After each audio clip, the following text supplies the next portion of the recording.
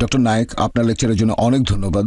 আমার প্রশ্নটা হলো, আপনি বলেছেন আপনি শান্তি প্রচার করেন, আপনি ইসলাম ধর্মের শান্তির ধারণাটা খুব সুন্দরভাবে বললেন। আপনার মাইক্রোফোনের সামনেও লেখা আছে পিস, তার মানে শান্তি। আমিও আপনার সাথে অনেক বিষয়ে একমত। আমার প্রশ্ন হচ্ছে, তারপরেও কেন আপনার কথাগুলোকে বিতর্কিত হিসেবে দেখা হয়? ইসলামিক বিশ্বে বিভিন্ন মুসলিম বিশেষজ্ঞগণ তারা আপনার কথাগুলোকে ভুল বলে মনে করেন। এরকম হওয়ার কারণটা কি? আপনি বললেন যে হোম সেক্রেটারি আপনাকে যুক্তরাজ্যে নিষিদ্ধ করেছেন মিডিয়ার ষড়যন্ত্রের কারণে। তারপরেও অনেকেই কেন আপনার কথাগুলোকে অপছন্দ করে? ভাই, খুব সুন্দর প্রশ্ন করেছেন। আমি যদি শান্তির বাণী প্রচার করি, শান্তি প্রচার করি, তারপরও অনেকে আমার বিরুদ্ধে, মুসলিম আছে, অমুসলিম আছে, যুক্তরাজ্যের হোম সেক্রেটারি।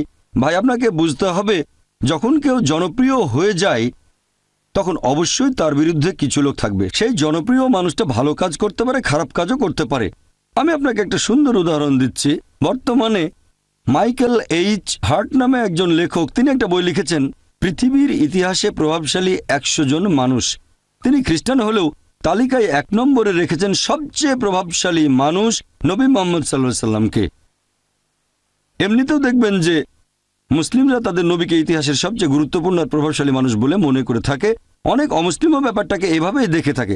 তবে যদি ভালো করে দেখেন যে এই পৃথিবীতে যে মানুষটার বিরুদ্ধে সবচেয়ে বেশি বই লেখা হয়েছে তিনিও নবী মুহাম্মদ সাল্লাল্লাহু আলাইহি সাল্লাম। সেই বইটাতে তালিকায় 2 নম্বরে আছেন স্যার আইজ্যাক নিউটন। তিনি আসলে সব মানুষের কাছে সেভাবে পরিচিত নন, তিনি ছিলেন বিজ্ঞানী। সেই তালিকায় 3 নম্বরে আছেন যীশু খ্রিস্ট বা ঈসা আলাইহিস সালাম। খেয়াল করলে এটাও দেখবেন, পৃথিবীর ইতিহাসে যার বিরুদ্ধে দ্বিতীয় সর্বোচ্চ বই লেখা হয়েছে তিনি হলেন যীশু খ্রিস্ট বা ঈসা আলাইহিস সালাম। এই বইগুলো দেখে আমি কি এমন সিদ্ধান্ত নেব যে নবী মুহাম্মদ সাল্লাল্লাহু আলাইহি ওয়াসাল্লাম এবং যীশু খ্রিস্ট বা ঈসা আলাইহিস সালাম তারা ভালো মানুষ ছিলেন না?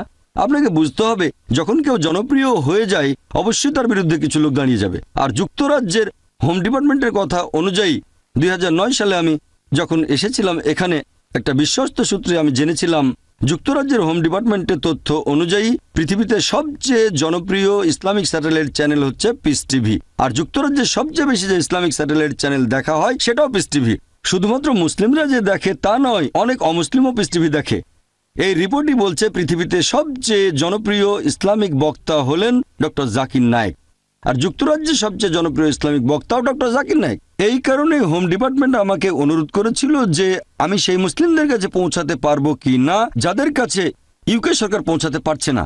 তবে এখন সরকার পরিবর্তন হয়েছে আর আমার মনে হয় এটা আসলে একটা রাজনৈতিক পদক্ষেপ, কোনো আইনি পদক্ষেপ নয়। আর হয়তো তারা চেয়েছিল জনপ্রিয় কাউকে, যাতে সবাইকে জানাতে পারে আমরা মুসলিমদের বিরুদ্ধে খুব কঠোর। আর আমার মতামত জানতে চাইলে বলবো, আমি রাজনৈতিক নেতাদের চেয়ে বিচার বিভাগের উপর বেশি ভরসা করে থাকি। আমার মতে এরকম হয়েছে জনপ্রিয়তার কারণেই। আর এটা আসলে একটা রাজনৈতিক সিদ্ধান্ত, আইনি সিদ্ধান্ত নয়। আর ইনশাল্লাহ আল্লাহ তাআলা চাইলে এই এক্সক্লুশন অর্ডারটাকে বাতিল করবে কোর্ট অব আপিল। আশা করি উত্তরটা পেয়েছেন।